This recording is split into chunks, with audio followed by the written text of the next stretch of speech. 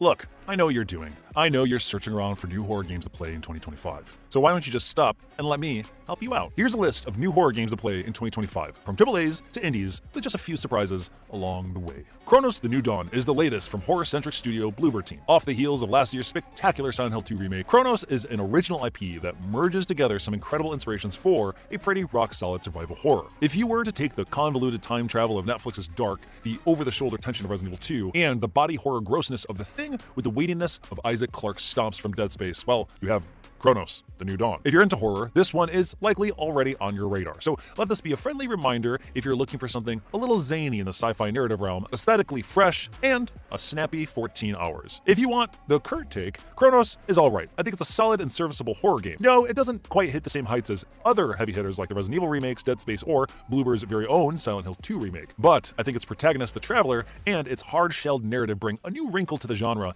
in 2025 that feels fresh, even if the gameplay at times feels a little familiar. Eclipsium is a cosmic horror game that plays like a fever dream. It blends pixelated textures into a twisting and winding nightmarish world that consistently shifts and molds into something completely different. In just about 2 hours, Eclipsium is guaranteed to take you on a journey. And considering narrative isn't at the forefront for this one, it's the game's atmosphere and tone that really will push you, the wanderer, to find a woman. Also, the mixture of mediums and using full motion video like an actor's actual hands is always a plus in my book. There's no denying it. Heartworm is a PS1 survival horror through and through. While there's a lot of these style games floating around in the horror space at the moment, Heartworm isn't just another copycat. First, the creatures you're fighting off, these mysterious TV static-like beings, aren't killed with guns, but with a film camera. This lays way to a subtle but original twist, as you'll find different parts for your camera that change the landscape of combat. Additionally, you don't use a flashlight like you would traditionally in other survival horror games, but instead rely on your camera's flash to temporarily light your surroundings, followed by the fleeting hum of a bulb going off. It is great. Unlike a lot of retro-inspired games in the space, Heartworm strikes a very good balance of being somewhere between classic Silent Hill and classic Resident Evil, and never leaning too far into one or the other. An open, sprawling, vacant suburb with logic-defying interior layouts is pure Silent Hill, while inventory management is scarce and intentional, with item-based logic puzzles leaning more to Resident Evil. Also, its controls and camera angles are customizable, making for an ideal playing experience, whether it's more modern or retro, or a mixture of the two, and that is something I dig.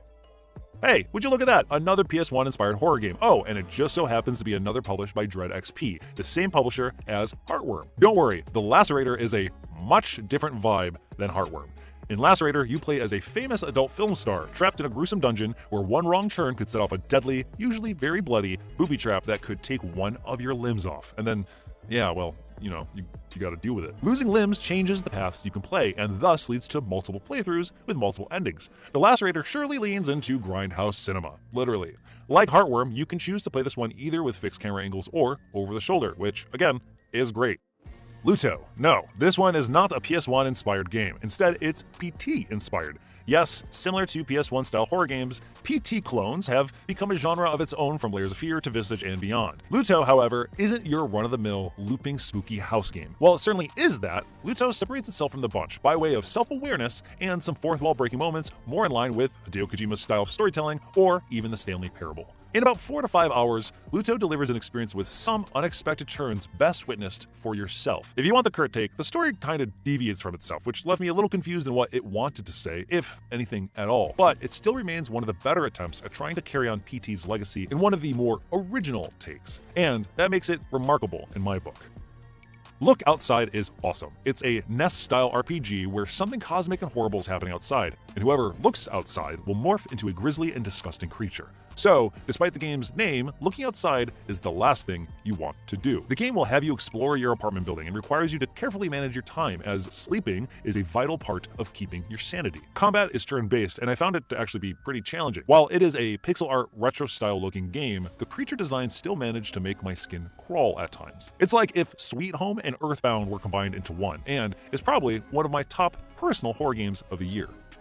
So of all the games on this list, this one is probably the most family-friendly and lighthearted of the bunch. But don't let that fool you on the spook meter, because it still has its share of scares. The Midnight Walk is a handcrafted, and I mean literally handcrafted, dark fairy tale, where you, the burnt one, awaken in a dark and wonky world where you befriend Pop Boy and go on the Midnight Walk.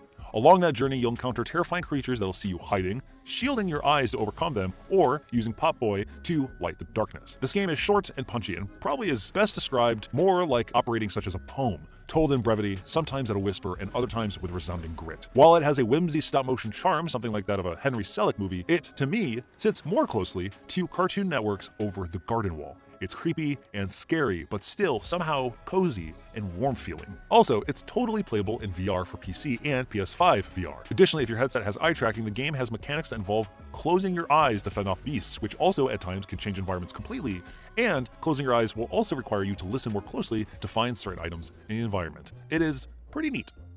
No, I'm Not a Human is the second game on this list about staying inside while something outside is seemingly changing or affecting people. I wonder what event could have inspired a string of games like that. Anyway, No, I'm Not a Human sees you posting up in your house as you're routinely visited by people roaming around outside, desperate to seek shelter from a world that is changing. You can let people in or not, but if you do, that means you must interrogate them to know whether they are, in fact, human. It's one hell of a tension builder, especially since it'll have you peering into people's mouths and eyes to ensure that they are what they claim to be. It's also just got a great mixture of styles, all of which just give an unsettling vibe.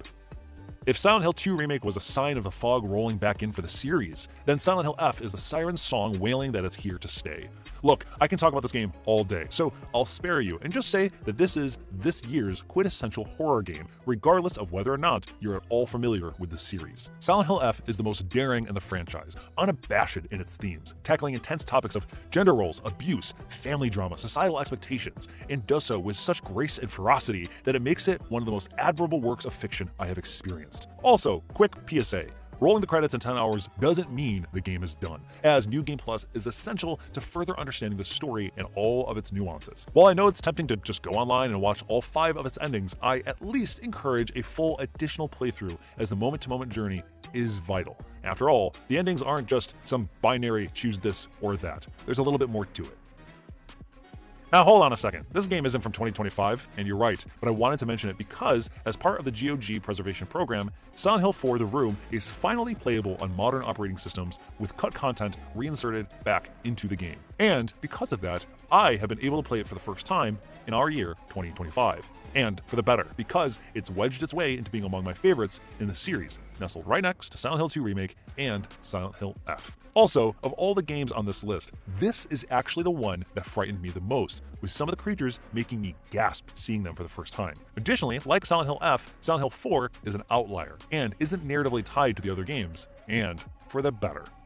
Tormented Souls 2, which you can't play as of writing this video, but you will soon on October 23rd. In the meantime, though, you can check out its predecessor. Tormented Souls has quickly climbed its way up to being a modern cult classic in the survival horror genre. This game has its share of grotesque monsters, a la The Suffering or Silent Hill, and in that way, it can come off a bit more derivative at times. But where Tormented Souls really shines for me is that its puzzle solving is genuinely quite innovative, and often requires a bit more lateral thinking than insert missing item here or find shield key open locked door. Many items serve different scenarios and different use cases, and it all feels logical and intuitive. Narratively speaking, however, it leaves a lot to be desired, and is much like its monsters, a bit derivative. But the game offers a unique enough design that I think it is worthy of checking out. True Fear Forsaken Souls Part 3. Woof! What a title! But, as the title implies, this is the third in a trilogy, and a trilogy I just so happen to love. Also, no, this isn't a survival horror, but instead a hidden object puzzle adventure game. Look, I love playing these kinds of games, and the True Fear trilogy are among the best. If you're into classic style puzzle games like Myst, these are like Myst Light, and aren't as convoluted or cryptic. Actually, if I can compare True Fear to anything on this list, it's like Silent Hill if there was no combat and it was just strictly puzzle solving and exploration. And there's actually some pretty genuine good scares thrown in the mix. Now look, if you just are looking for a night where you just want to chill out, maybe you don't want to fend for your life, and you just kind of want to explore a spooky environment, solve puzzles, then this is an excellent way to get a break from all the other scary, spooky horror stuff chasing around in other games.